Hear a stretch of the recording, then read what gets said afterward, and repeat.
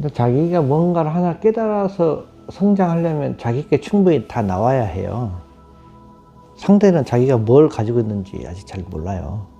그럼 부처님이 와도 몰라요. 부처님도 알 수 없는 건 상대의 마음이거든.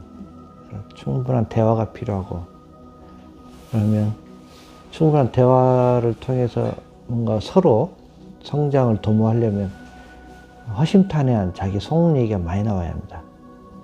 적당히 꺼내놓으면 적당히밖에 못 가져가고. 그래서 이제 상당한 신뢰가 깊어지면, 소위 얘기하면 창자까지 다 끄집어내야 된다 그래요. 그러려면 상당한 신뢰가 필요하고, 믿음, 또 인내, 원력, 이게 다 필요하죠. 아니면 지난번처럼 중간에 뛰쳐나간다. 자기가 자기 인생을 자기답게 살아가는 게 이제 우리 부처님 가르침이에요. 부모가 자식을 낳아서 길러주고 가르쳐주고 입혀주고 먹여주겠다고 해서 부모가 자식한테 너는 내가 시키는 대로, 내가 원하는 대로, 내가 그런 대로 살려고 할 수 있습니까? 그럴 권한은 없죠. 마찬가지로 부처님께서도 우리 많은 중생들한테 귀한 법을 알려주셨지만, 자기의 부처님 그 자신이 걸어간 대로 사람들을 끌고 가려고 한 적은 없어요.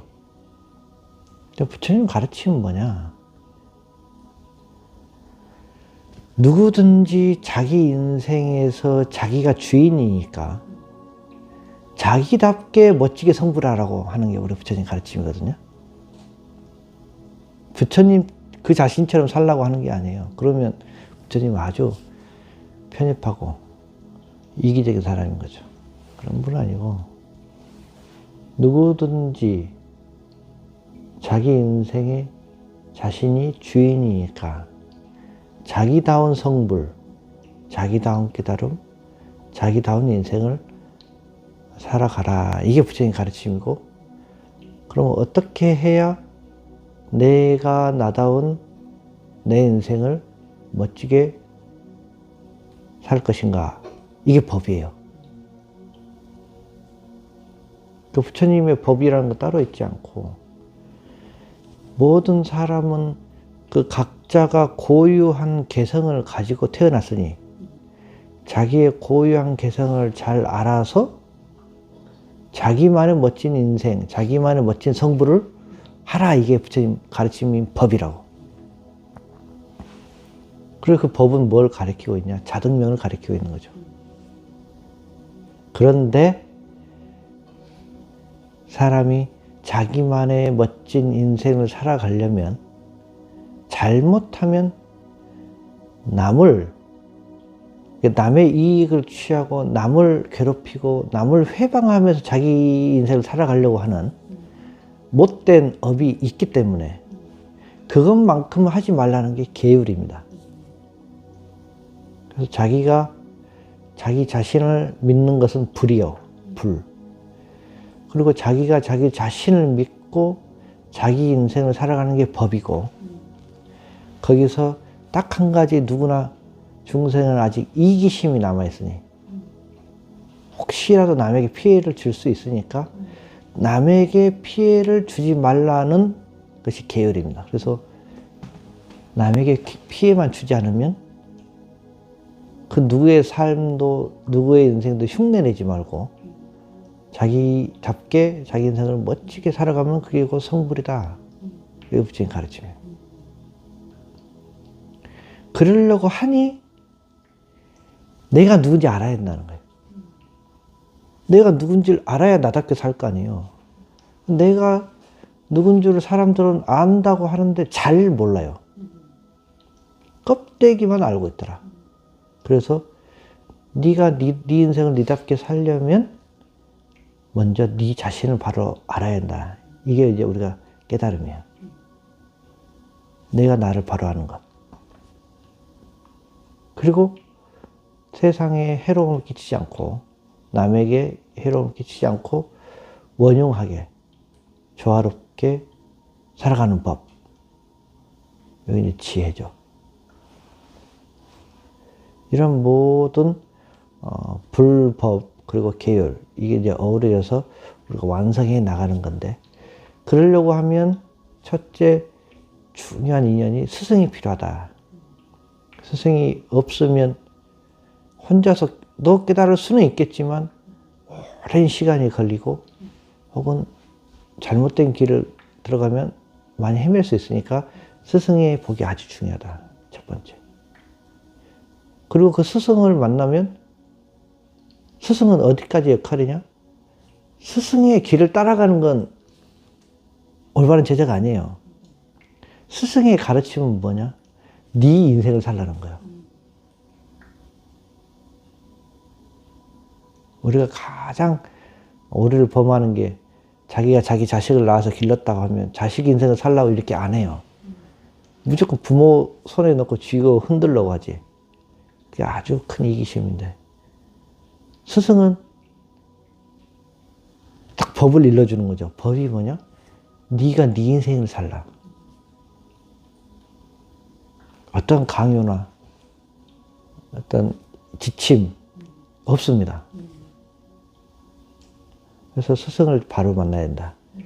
스승을 만나는 건 어디까지 역할이냐? 내가 내 자신이 무엇인지 아는 데까지 역할이에요. 그리고 자기 인생을 자기답게 살아가는 것, 이제 각자 자기들만의 고유한 사유에서 나옵니다. 그래서 사유가 필요해요. 자기가 자기를 알았으면 나다운 인생을 어떻게 살 것인가 이게 사유예요. 사유하는 능력도 필요하죠. 사유를 많이 안 해봤으니까.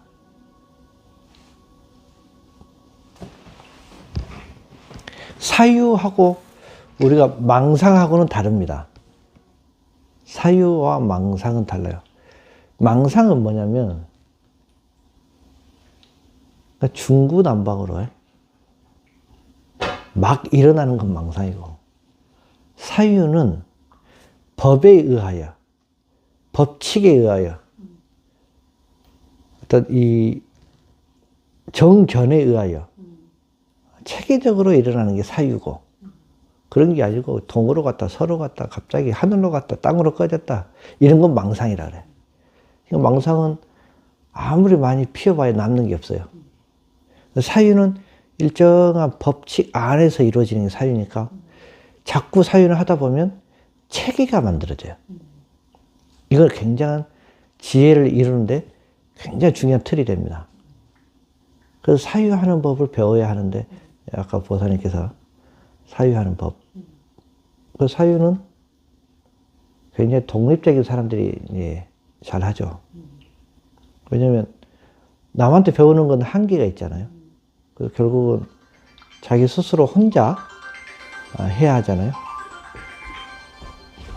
그래서 사유를 하는 법을 조금 익히면 좋아요.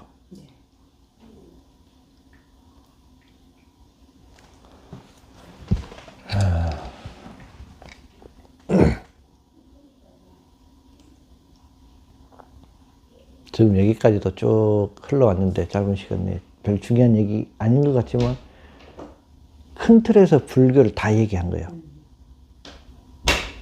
부처님 가르침 뭐냐? 부처님 가르침은 부처님 말씀 따르라는 게 아니다. 각자가 자기 인생을 자기가 멋지게 살게 하라는 게 부처님 가르침. 그 가운데 남에게 피해를 주지 말라는 게 계율이에요. 이게 부처님 불교의 전부예요. 그래서 자기가 자기 인생을 멋지게 살아가려면 필요한 게 스승과 자기 스스로의 사유예요. 스승이 있어야 처음에 시작이 되거든요. 그리고 나서는 사유의 힘이 이제 굉장히 중요하죠. 그 사유를 하는데 필요한 게 도반이에요. 같이 대화를 함으로써.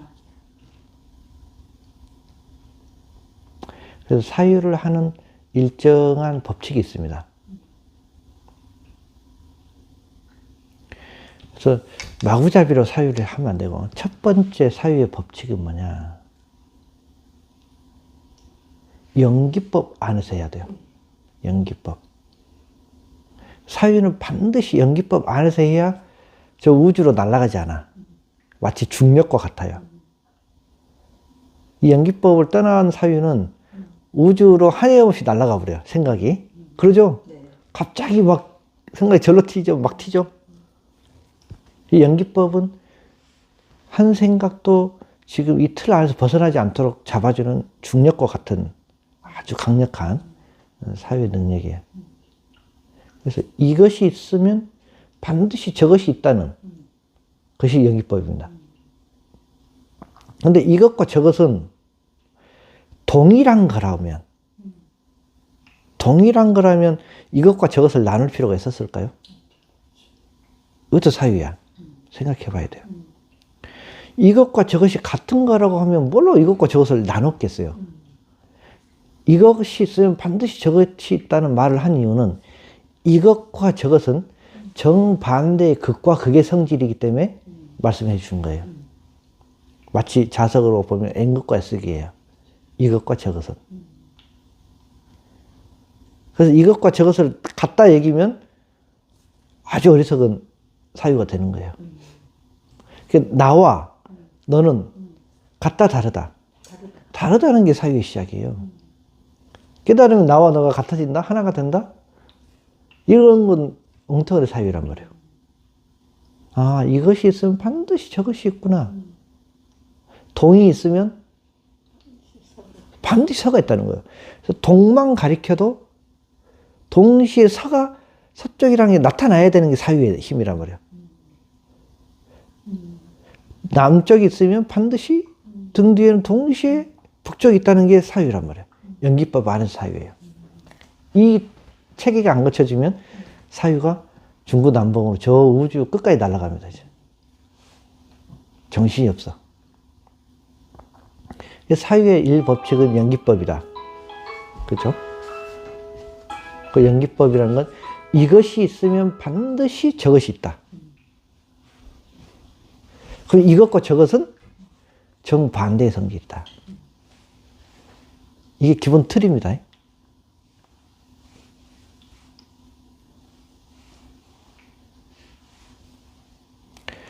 부처님 왜 이렇게 별 의미도 없는 중요치 않는 얘기를 했냐? 안 그래. 중생은 이러한 사유 능력이 없어요. 뭔가 하나 나타나면 그것밖에 안 보여. 뭔가 현상이 하나 딱 나타나면 그것밖에 안 보여.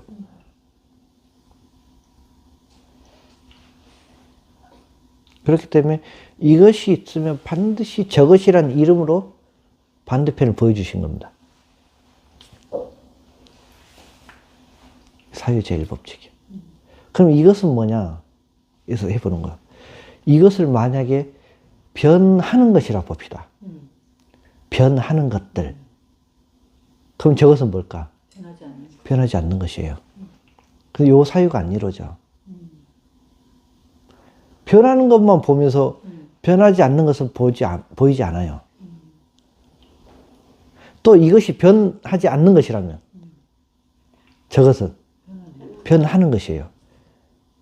그래서 이것과 저것을 이것과 저것이 동시에 이렇게 딱 한 그림에 들어와 있다. 이게 연기법이라는 거예요. 그리고 도화지에 하얀 그림을 그린다. 그럼 개도 있고 또 여기 어린아이가 있다. 도화지에 하얀 도화지에 개 한 마리 어린아이가 있는데 우리는 그냥 평면으로 보면 그냥 하나로 보거든요. 하나로. 하나가 아니에요.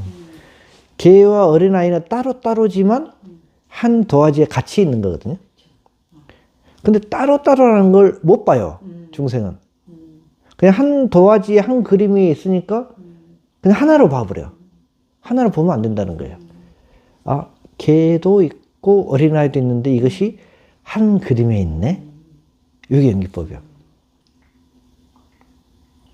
그래, 이제 가장 중요한 사유법칙은 연기법 안에서 이루어져야 하는데, 그게 어떻게, 아까 우리 예장님께서 어떤 걸 사유를 했냐, 자꾸 우리가 이제 한쪽만 말씀하셨거든요. 아까는 잠깐 말했지만. 많은 변화하는 것들 가운데서 내 지혜가 확장되는 것. 이건 한쪽이란 말이에요. 기본 틀은 변하는 것이 있으면 뭐가 있다? 변하지 않는 것이 반드시 있어야 해요. 그래서 중심이 잡혀요. 그럼 변하는 게 뭐냐? 그걸 우리가 불교 용어로는 제법이라 불러. 변하는 것들. 모든 법. 그래서 변하는 것을 우리는 법이라 합니다. 법. 변하지 않는 것. 성이라 해요. 성품이라 해요. 그래서 성품과 법. 이것이 한 도화지에 들어와 있다. 이게 연기법이란 말이에요. 근데 변하는 걸 보면서 우리는 변하지 않는 것이 안 보이니까 마음에 상처가, 그 다음에 마음이 번뇌가, 마음의 상이 새겨지는 거예요. 갑자기 내 수중에 있던 돈이, 내 주변에 있던 사람이, 나한테 있던 건강이, 내 몸에 있던 건강이, 뭔가 이건 변하는 거죠, 전부. 전부 변하는 것들이야. 그걸 보니까 마음이 같이 출렁이는 거예요. 요때 사유의 힘이라는 건 변하는 것이 있으면 반드시 변치 않는 것이 있다. 그게 우리 성품인데 우리 마음이에요. 이게 계절은 끊임없이 봄, 여름, 가을, 겨울로 변해가는데 이 집에서 가만히 쳐다보고 있으면 봄, 여름, 가을, 겨울이 아무리 변해도 보고 있는 나는 변치 않아요. 근데 거기에 놓쳐버린다는 거예요. 중생은 항상 하나밖에 못 보거든. 그걸 상이라 불러, 상. 하나에 고정된 거에 빠져서 그것만 보고 사는 걸 상이라 불러. 상에 빠져 있다. 고정관념에 빠져 있다. 상에 머물러 있다 하는 거예요. 이 집에서 365일 1년을 보면 계속 계절이 변하는 게 보이거든요. 근데 나는 항상 이 집에서 보고 있어. 그래서 변하는 것들이 있으면 변치 않는 내가 있다. 이게 사유의 기본 법칙이야. 그래야 변하는 것들에 변치 않는 내 마음이 흔들리지 않아요. 그리고 나서 그걸 우리가 이제 또 정이라고도 하거든. 우리가 변치 않는 마음을 정이다 하면 변하는 것들은 동이라 그래. 그래서 정중동이다 이렇게 얘기하는 거예요. 이걸 절대 잊어먹으면 안 되고 이게 완전히 베이스의 밑바닥에 깔려있는 상태에서 이제 이게 안착이 되면 정중동 변하지 않는 것과 변하는 것이 동시에 한 그림에 있다. 이게 완전하게 딱 안착이 되면 그때부터는 변하는 것들이 어떻게 변하는지 이제 변하는 것들 속에서 내가 이 변하는 것들을 어떻게 내가 만들어낼 수 있는지 내가 만들어 어떻게 낼 수 있는지 여기 변하는 것들 내가 어떻게 대처할 수 있는지 변하는 것들을 내가 어떻게 내 손에 집어넣을 수 있는지가 이제 확장해요. 그래서 이건 나중 일이라 그래. 소위 이걸 우리가 변하는 것들에 대한 나의 대처법, 변하는 것들에 대한 나의 능력, 이걸 우리가 보임 과정이라 불러요. 이걸 굉장히 복잡하고 또 굉장히 다양하고 다채롭기 때문에 이거는 하나 고정된 법이 없어요. 여기 임기응변이야, 완전히. 변하는 것들에 대한 대처 능력은 고정된, 스승이 전해줄 수가 없어요. 천 가지 만 가지니까. 어떻게 하나하나 다 일러줍니까? 그래서 그건 완전히 자기의 사유의 능력으로부터 이루어지는 거고. 스승은 여기까지 알려줬어요. 이거 보임이 아니고 견성까지예요. 견성이라는 게 뭐냐면, 무수히 많은 변하는 것들 가운데서도 변치 않는 자기 자성이 있어. 그건 너무 쉬워. 여러분들 지금 자신이란 말이에요. 여기까지 일러주는 겁니다. 스승은. 그래서 변치 않는 여러분들의 마음, 보고 듣고 냄새 맡고 안고 서고 생각하고 하는 여러분들의 마음은 한 번도 변한 적이 없더라 는 내 말이고 이걸 여러분들 스스로가 깊게 사유해야 돼요. 그게 확 마음에 안착이 돼야 돼. 내 마음에 안착이 안 되면 계속 변하는 것들로 따라다니면서 들떠버려요. 그래서 견성이 확실해서 그 어떤 변하는 상황에서도 변치 않는 자기 자성을 지키는 게 깨달음 시작이에요. 흔들리면 안 돼. 왜 흔들려? 뭘 보고 흔들렸는데 도대체 이런 거죠. 왜 흔들리는데? 왜 마음이 왔다 갔다 변덕했는데 제 마음을 놓치고 많이 바깥을 변하는 것들을 보니까 그런 거예요. 이게 시작이라면 이게 안정되지 않고서는 어떤 공부도 이루어 나갈 수가 없어요. 변하는 거에 대해서 능동적 대처를 할 수 없어. 그건 그냥 끌려다니는 거지. 철저하게 완전하게 자기 자성이 변치 않는 자기 마음에 안정이 된 상태에서 딱 그냥 오뚜기처럼 중심이 딱 박힌 상태에서 무수히 변하는 세상에 내가 대처하는 겁니다. 근데 주인답게 대처하는 거죠. 변하는 것들에 끌려다니는 게 아니고 이걸 전부 내 것으로 만드는 거야. 이건 이제 엄청나게 많은 지혜가 필요해요. 경험과 지혜와. 그래 이건 일러줄 수가 없어. 보임 과정은. 이건 남이 줄 수가 없는 거예요. 그게 제일 제가 부족하고 어떻게 하면 그렇게 할 수 있을까가 저한테는 큰 이제 숙제죠. 그건 아까 이 여정님 말씀하신 사유의 능력에서 나올 겁니다. 그럼 사유는 첫 번째 연기법 안에서 이루어져야 돼. 그래서 하나의 예를 들면 변하는 것들을 어떻게 바라볼 거냐. 변하는 것들을 어떻게 대처할 거냐. 몸도 변하고 내 생각도 변하고 내 감정도 변하고 세상 다 변해. 이걸 어떻게 대처할 거냐 이거죠. 그게 제가 비유로서 물을 비유한 거다. 물. 물을 물로만 보지 마라. 물은 무엇이 된다? 수증기도 되고 얼음도 되고 구름도 되고 비도 되고 콧물도 되고 오줌도 되고 피도 되고 다 되는 거예요. 이게 다 물이에요. 근데 물을 물로만 보니까 변화에 대처를 못 하는 거예요. 이거 하나의 예입니다. 이 육신이란 건 뭐냐? 4대거든? 지수화풍이에요. 지금 지수화풍이 모여있는데 이 육신은 당연히 지수화풍으로 돌아가요. 육신은. 근데 돌아간다 해서 끝나는 게 또 뭐요? 뭉쳤다 흩어졌다 뭉쳤다. 마치 물과 얼음처럼. 이게 변화에 능동적으로 대처하는 내 마음이거든.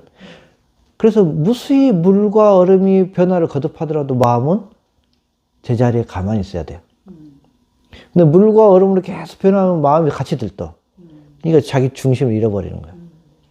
이 육신이 골백번 흩어졌다 받았다 이렇게 몸이 죽었다 살았다 해도 마음은 제자리에 있어야 되는데 몸이 죽는데 마음이 제자리에 있겠냐 이거지. 이게 엄청나 어려운 일이거든요. 몸이 뭐요? 자기 한 생각만 왔다 갔다 해도 마음이 같이 들뜨는데.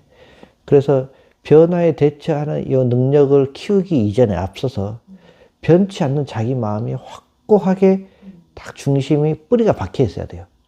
여기 우리가 소위 견성 부분인데 이건 엄청 중요한 거죠. 그러니까 그걸 한다라는 게 자기 마음이 변치 않다라는 거를 그것을 계속 이제 알아차리고 있는 건가요? 알아차릴 수밖에 없겠죠. 안 되니까. 이게 뿌리가 박힌 사람이 알아차리면 필요가 없어지겠죠. 저절로. 네. 근데 뿌리가 내릴 때까지는 자기 알아차림이 필요한 거죠. 뿌리가 깊게 내릴 때까지. 그래서 바깥을 보고 그 요동치는 걸 보고 내 마음이 출렁이는 건지 안 출렁이는지를 마음은 출렁일 수 없어. 그걸 보는 거지. 출렁했다는 건 내 마음이 아니고 그러니까 생각이 다른 걸 본 거죠. 감정이 이제 왔다 갔다 하는 거를 보고 그게 어떠한 모습으로 변하더라도 그냥 보여질 때까지 그냥 이렇게 그냥 보여지는 게 아니요. 보여지는 거 전부 허망해. 보여지는 게 아니에요. 보여지는 게 아니에요. 이것도 좀 정확히 모르니까 말이 그렇게 나오는 거예요. 보는 거예요. 보여지는 게 아니고 보는 거. 보는 거예요. 이게 뒤집어지면 자꾸 보여지는 거에서 안정을 찾으려고 그러거든요. 보여지는 거는 안정을 찾을 수가 없어요. 보는 자리에서 안정을 찾아야 돼. 그게 안 됐었네요. 근데 이런 과정이 큰 이제 깨달음의 흐름인데, 일단 변치 않는 자기 마음이 있다는 것을 확고하게 이제 연기법 안에서, 그럼 변치 않는 자기 마음은 무엇을 통해 보냐? 변하는 걸 통해 보는 거예요. 그게 연기법이야. 이것이 있으면 저것이 있다는 거예요. 야, 365일 하루가 계속 변하는데 반드시 변치 않는 것이 있구나. 이게 연기법이야. 그래서 연기를 보는 자 곧 열애를 본다 해. 연기가 중요하단 말이에요. 딱 하나 더 높아시 말씀드리면 연기를 보라 했는데 또 변치 않는 성품만 보고 있어. 그건 귀신굴에 들어가 있는 거예요. 변치 않는 성품을 지키면서 변하는 무수히 많은 제법을 봐야 그게 연기예요. 근데 변하는 것을 떠나서 변치 않는 마음에만 성품 속에 들어가 있는 걸 우리 귀신굴에 들어가 있다 그래. 그 아주 위험한 거야. 그렇게 오래 지속되면 사람이 굉장히 폐쇄적이고 자기 세계에 갇혀버려요. 그렇다고 또 밖을 자꾸 바라보면서 변하는 거에만 능동적 대처하는 사람들이 있거든요. 소위 얘기하면 굉장히 막 민첩하고 이런 사람들. 이런 사람 자기 중심이 하나도 없고 끊임없이 변하는 세상에 끌려다니고 말아. 이 중간을 잡아가는 것이 우리 중도 실상이에요. 요걸 이제 해나가는 게 수행이고. 그러려면 변치 않는 마음이 확고하게 뿌리를 내리는 것도 엄청 중요하다. 근데 그게 전부는 아니다. 변하는 제법에 대해서 능동적으로 대처하는 능력도 똑같이 중요합니다. 어느 한쪽에도 치우치면 안 돼요. 그래서 변치 않는 마음을 일깨워주는 것까지는 누구나 다 가지고 있는 성품이니까 스승이 도와줄 수 있는 거고, 변하는 제법을 따라서 능동적으로 대처하는 법은 스승이 도와줄 수 없어요. 자기의 지혜로 익혀나가야 되고, 그러면 스승이 살아가는 모습, 주변의 도반들이 살아가는 모습, 뭐 이런 거 많은 경험과 자기 사유를 통해서 자기가 확대해 나가야 돼요. 이게 남이 도와줄 수 있는 공부는 아니야. 이렇게 균형을 잡고, 사유를 어떻게 해야 되냐 물어보셔서 말씀드리는 거예요. 사유는 절대 이 법칙 안에서 하셔야지. 중구난방으로 마구잡이로 막 우주 끝까지 가면 안 됩니다. 무수히 많은 변하는 것이 있으면 변치 않는 이 틀 안에서 해야 돼요. 이 중심에 절대 벗어나면 안 돼요. 그렇게 많이 하시다 보면 이제 변하는 제법이 된 거기를 대처하는 나의 마음의 능력이 많이 커질 것이다. 그 세월이 좀 필요해요. 그렇게 하시면 됩니다. 여기 사유법이 이런 사유법칙도 모르고 하면 해봐야 맨날 망상이야.